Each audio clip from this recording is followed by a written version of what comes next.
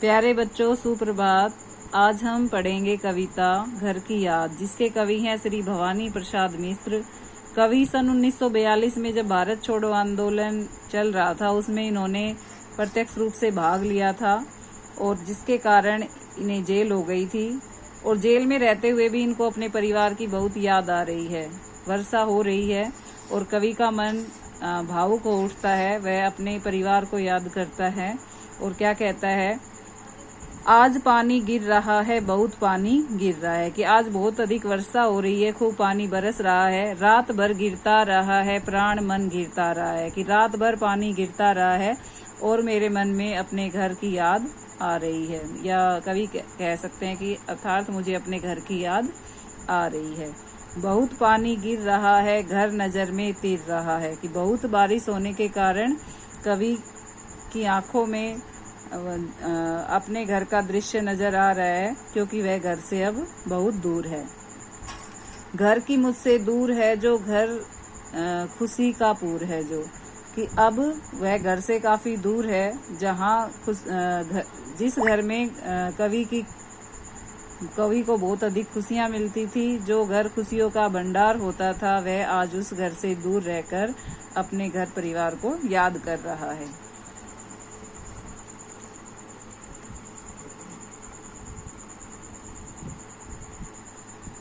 घर में चार भाई, मायके में बहिन आई बाप के घर, हाय रे परिताप के घर।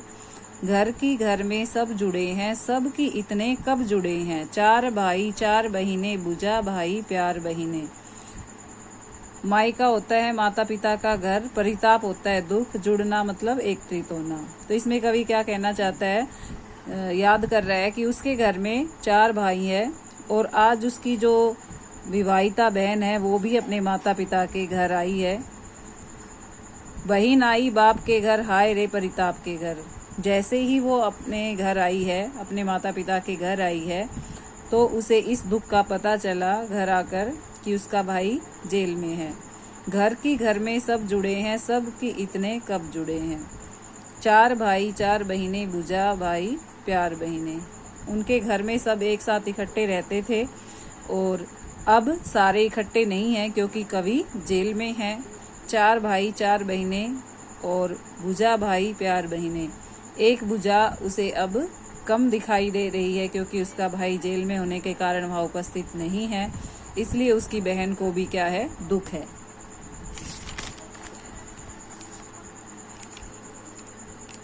और माँ बिन पढ़ी मेरी, दुख में वह गड़ी मेरी। माँ की जिसकी गोद में सिर रख लिया तो दुख नहीं फिर। माँ की जिसकी स्नेह धारा का यहाँ तक भी बतारा।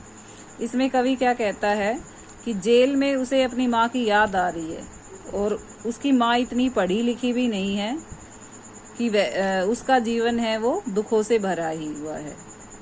लेकिन फिर भी कह रहा है कि मेरी माँ अनपढ़ चाहे हो, माँ की जिसकी गोद में सिर रख लिया तो दुख नहीं फिर। चाहे कितनी भी मुझे मुसीबत आए, कितना भी मुझे दुख हो, यदि मैंने एक बार अपनी माँ की गोद में सर रख लिया तो उसका अपार ममता से मेरा सारा दुख दूर हो जाता था। माँ की जिसकी स्नेह धारा का यहाँ तक नहीं पड़े तारा। कि माँ जो उसे प्रेम करती है, उसका जो स्नेह है वो चारों ओर दूर दूर तक फैला हुआ है। यहाँ तक कि कवि को जेल में भी अपने माँ की स्नेह का अनुभव होता है। क्या किया जाए कि कहता है कि माँ तो अनपढ़ है, अन्यथा वह मुझे जेल में भी पत्र अवश्य लिखती, मेरा हालचाल अवश्य पूछती।